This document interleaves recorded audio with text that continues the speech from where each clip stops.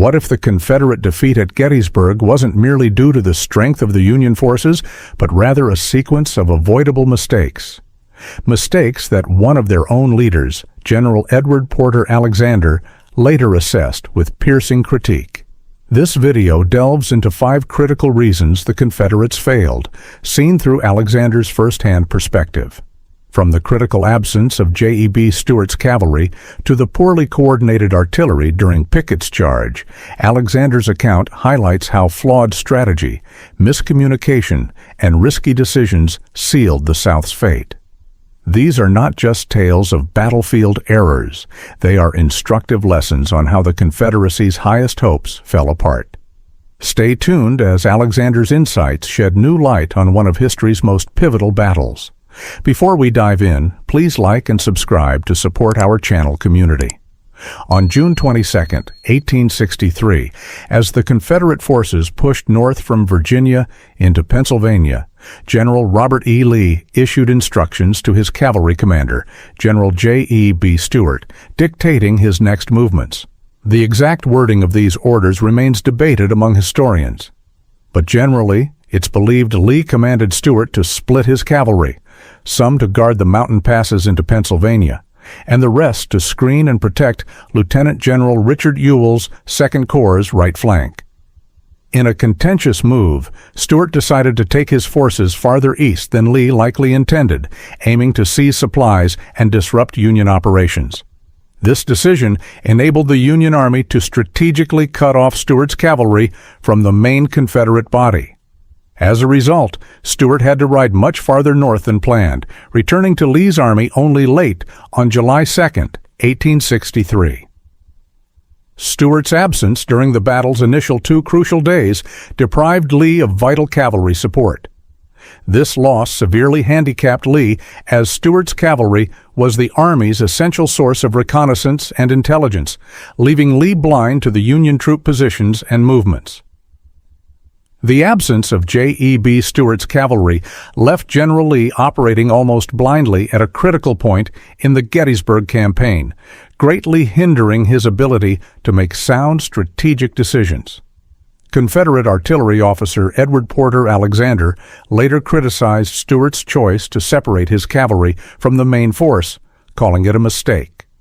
Fundamental breach of military principles that stress keeping forces close for mutual support.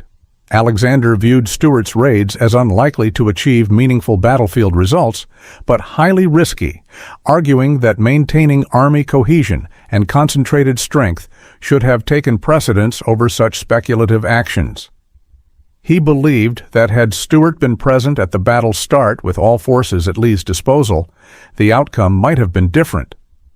By allowing Stuart's cavalry to be detached, Lee took a dangerous gamble that ultimately weakened his position. Many historians concur with Alexander that Stuart's absence significantly influenced Gettysburg's course. Whether the fault lay with Stuart's decision or Lee's unclear orders, this situation highlights how miscommunication and strategic mistakes can decisively shape a campaign. Losing Stuart's reconnaissance capability deprived Lee of essential intelligence that might have afforded him greater clarity in approaching Gettysburg and possibly altered the battle in the Confederacy's favor. On June 30, 1863, a brigade from General Harry Heth's division was dispatched to Gettysburg on a simple mission: to secure shoes for Confederate soldiers. They believed the Federal Army, now under General George Meade, was 15 to 20 miles south, so resistance was not expected. However, upon nearing Gettysburg, the brigade found a strong Union cavalry force already positioned there, setting the stage for the clash that would evolve into the Battle of Gettysburg. This sequence of events and reflections by Alexander encapsulate how the Confederate defeat was shaped not just by enemy strength, but by critical errors in cavalry deployment and intelligence gathering. Alexander's perspective brings a vivid understanding of how these missteps eroded Confederate chances in this decisive encounter. The lack of crucial intelligence left General Lee operating in near darkness at a pivotal point in the campaign, severely limiting his ability to make well-informed strategic choices. Confederate artillery officer Edward Porter Alexander later condemned Stuart's actions as a grave strategic error, pointing out that detaching the cavalry from the main army violated fundamental military principles that emphasize close coordination and mutual support of forces. Alexander believed that such raids were unlikely to produce meaningful battlefield advantages and introduced unnecessary risk. He contended that keeping the army cohesive and focusing strength was far more important than engaging in uncertain maneuvers. Furthermore, Alexander speculated that Stuart's presence at the battle's start could have changed the outcome, as having all forces available early on might have provided opportunities for a different result. Lee's decision to allow the separation of Stuart's cavalry was an avoidable risk that ultimately weakened the Confederate position at Gettysburg. Upon nearing Gettysburg, however, the Confederate brigade discovered that a strong Federal cavalry force had already taken positions in the area, setting the stage for the battle to come. Despite encountering the Union cavalry presence, the Confederate troops did not immediately attempt to dislodge them. Instead, General Harry Heth elected to withdraw and return the next morning, July 1st, with his full division. He was supported by Dorsey Pender's division, which was held in reserve. When they arrived on Gettysburg's outskirts, about 12,000 men from Heth's and Pender's forces met General John Buford's Federal Cavalry Division of roughly 3,000 men. Despite being outnumbered, Buford's forces were strategically positioned and well prepared. Their skillful actions delayed the Confederate advance long enough for Union reinforcements to arrive, including the 1st and 11th Corps of the Army of the Potomac, swelling Federal numbers to around 23,000 soldiers. Facing this overwhelming Union strength, Heth and Pender confronted a daunting disadvantage. Confederate artillery officer Edward Porter Alexander later reflected on this encounter, emphasizing the compounding impact of critical missteps. Alexander underscored how General J.E.B. Stuart's absence deprived Lee of vital reconnaissance intelligence, which would have provided clarity on Union troop numbers and positions. He suggested that had Stuart been available to supply this intelligence, Lee might have avoided allowing two Confederate divisions to clash so unexpectedly with two Union corps and a cavalry division. Alexander also criticized the apparent lack of caution during Heth's advance into Gettysburg, comparing it to orders given later that day to General Richard Ewell concerning Cemetery Hill. Ewell was directed to occupy the hill, but was explicitly instructed not to instigate a full engagement unless conditions were favorable. This episode highlights the miscalculations and missed opportunities that worsened the Confederate position during the opening phase of the Battle of Gettysburg. Alexander believed that the same cautious approach applied to Ewell's orders should have been followed when authorizing Heth's mission to Gettysburg. He explained that such warnings are common in military operations to avert unnecessary risks and conserve an army's strength for decisive battles rather than dispersing it on less critical tasks. The fallout from this tactical error was severe for both Heth's and Pender's divisions. Alexander described how Heth's two leading brigades sustained devastating losses in their initial clash with Union forces, nearly wiping them out and significantly crippling his division for the rest of the battle. Pender's division also endured heavy casualties during the fight. Alexander lamented that these losses occurred over a secondary objective that did little to further Confederate strategic aims, but inflicted serious damage to their combat effectiveness. Although reinforcements arrived just in time to stabilize the Confederate position at Gettysburg, Alexander regarded this episode as a cautionary example of how poor planning and weak intelligence can magnify battlefield difficulties. The depletion of Heth and Pender's forces reduced their effectiveness in later phases of the battle and underscored the critical importance of prioritizing key strategic goals while exercising prudence. After the first day's fighting, the Union Army under General George Meade secured a strong defensive position on Cemetery Hill. This elevated ground gave the Federals a commanding advantage, enabling them to fortify their lines and prepare for expected Confederate assaults. On the Confederate side, General Richard Ewell faced a crucial decision on whether to press the attack on July 2nd or withdraw to Seminary Ridge and adopt a defensive posture, waiting for Meade's next move. Reflecting on this situation, Alexander noted that while the Confederate position was respectable, it was distinctly less advantageous than the Federals' holding. He argued their position, although strong, could not have been successfully assaulted by Union forces.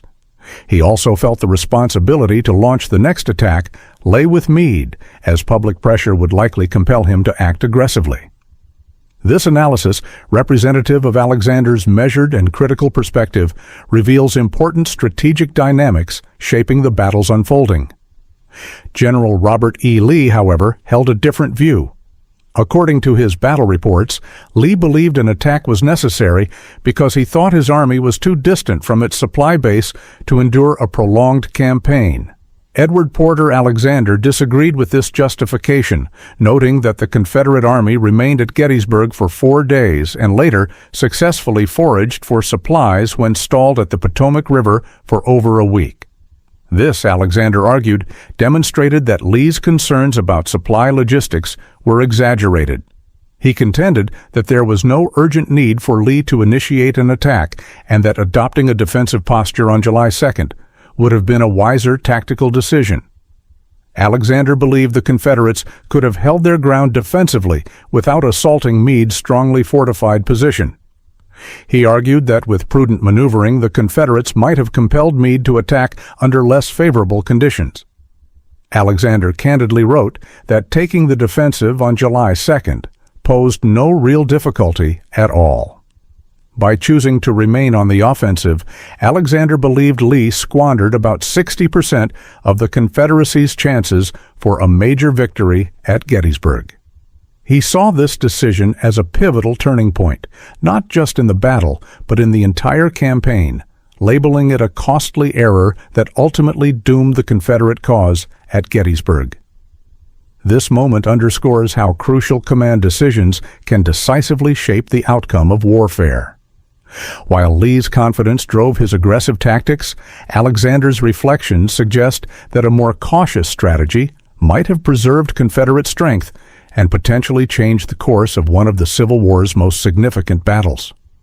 Edward Porter Alexander acknowledged that the Confederate position on Seminary Ridge was strong but far less advantageous than the Union position on Cemetery Hill. He described the Union defenses as unparalleled among Civil War battlefields and estimated that their elevated position effectively bolstered the Union's already superior numbers and firepower by 50%.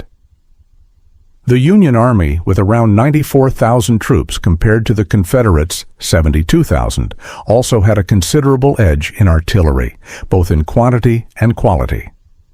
Alexander believed that the combination of these numerical, artillery, and terrain advantages made the Union defenses almost impregnable. He was critical of how little the Confederate commanders factored in the Union's defensive strength when planning their assault for July 2nd. Alexander noted there was no thorough examination of the Federal positions, nor preparations made during the night to counter these advantages. He even suggested that no proper reconnaissance of the Union defenses had been conducted. This lack of preparation left General George Meade and his army in an ideal position to strengthen their fortifications. Alexander expressed this with the phrase, "Verily, that night it was pie for Meade," underscoring how Confederate missteps made defense easier for the Union commander. Alexander also commented on the positioning of General Jubal Early's corps, referred to as Ewell's Corps, in the Query during the battle. After being ordered to move from northeast of Gettysburg to a location closer to town, Early petitioned General Lee to occupy nearby high ground, likely Culp's Hill, which he believed was attainable. Lee approved the move, but Early failed to secure the position. In retrospect, Alexander believed Culp's Hill was nearly impregnable due to its defensive advantages. Despite this failure, the Confederate command never ordered Early's troops to abandon their awkward position near Cemetery Hill. Alexander criticized this, arguing that Early's troops and artillery were made nearly ineffective for the rest of the battle because of their poor placement. This critical reflection highlights how Confederate planning shortcomings and errors in utilizing terrain and reconnaissance compromised their position at Gettysburg and contributed to their defeat. Edward Porter Alexander wrote that Ewell's position offered no real chance of achieving anything of significance, effectively rendering a large segment of Confederate forces inactive during the crucial final days of Gettysburg. Summarizing, Alexander's reflections highlight that poor planning and a lack of reconnaissance gravely hindered Confederate efforts on July 2nd. He viewed these failures as lost opportunities that enabled Meade to reinforce his already dominant position, significantly contributing to the Confederate defeat. On July 3rd, General James Longstreet assigned Colonel Edward Porter Alexander command of the Fur Corps' artillery for Pickett's charge, entrusting him with a vital role in the Confederate assault. Alexander's orders were explicit: to launch a relentless artillery bombardment intended to weaken Union forces, demoralize them, and clear a path for the infantry. Alexander described the goal as tearing the enemy limbless to prevent effective resistance once the infantry advanced. Despite Alexander's leadership, Confederate artillery efforts suffered from poor central coordination. While Alexander controlled the main bombardment, other artillery units operated independently within their corps, leading to a fragmented and less effective overall strategy. A significant issue arose with General William Pendleton, Lee's chief of artillery, who had assigned Alexander 9 howitzers for infantry support. At the start of the attack, several of these guns were missing because Pendleton had redirected 4 or 5 elsewhere without informing Alexander. Alexander later lamented that these missing cannons could have substantially aided the infantry assault. Another problem was Lieutenant General A.P. Hill's artillery on Seminary Ridge. Hill had 65 guns in action, but failed to deploy them effectively. Alexander criticized Hill for not advancing any guns before, during, or after Pickett's charge, despite part of the attacking Confederate column being directly in front of Hill's position. These factors reflect Alexander's critical view of the Confederate artillery's role and coordination during the pivotal assault, underscoring strategic and operational shortcomings that contributed to the charge's failure. That Ewell's position gave no real chance to achieve anything substantial, effectively paralyzing a large portion of Confederate forces during Gettysburg's critical final days. Summarizing his thoughts, Alexander emphasized that poor planning and lack of reconnaissance seriously handicapped the Confederate efforts on July 2nd. Earlier in the morning, Hill's artillery had already expended significant ammunition in a duel with Union forces, but this effort brought no real advantage. Edward Porter Alexander saved his strongest criticism for Lieutenant General Richard Ewell's corps. At Gettysburg, the Confederate battle line curved around the Union's fishhook-shaped interior position, which, although disadvantageous for the Confederates, presented a valuable chance to enfilade portions of the Union line with flanking artillery fire. Unfortunately, Ewell's artillery did not capitalize on this opportunity. Alexander noted that Ewell's guns could have dealt severe damage to Union positions if used effectively, but lamented that only one of his 5 battalions participated in the bombardment. Alexander blamed these shortcomings on the absence of centralized artillery command within the Confederate Army. He argued that a competent chief of artillery should have overseen the entire battlefield, coordinating efforts across all corps to maximize firepower. Instead, under the ineffective leadership of Pendleton, each corps operated independently, missing opportunities and reducing overall artillery effectiveness. Alexander believed this fragmented approach cost the Confederates a rare chance at success during Pickett's charge. Summarizing his frustrations, Alexander criticized both the planning and execution of the Confederate artillery campaign. He observed that poor coordination and preparation allowed Union artillery under Major General Henry Hunt to absorb the bombardment and ready themselves for the infantry assault with minimal disruption. Ultimately, these failings played a significant role in the failure of Pickett's charge and marked a pivotal turning point in the Battle of Gettysburg and arguably in the entire Civil War. There you have it, 5 reasons, as revealed by General Edward Porter Alexander, explaining why the Confederates failed at Gettysburg. Through his incisive critiques, we gain insight not only into flaws within Confederate strategy, but also into the crucial weight of decisions that shaped the outcome of the Civil War itself. Alexander's reflections remind us that history is more than just battles. It is about choices, risks, and their consequences. Now, the question to you: do you agree with Alexander's assessments? Was Lee's offensive strategy doomed from the outset, or could different decisions have changed the outcome? Share your thoughts in the comments below. Could Gettysburg have ended differently, or was the Confederacy inevitably fighting a losing battle?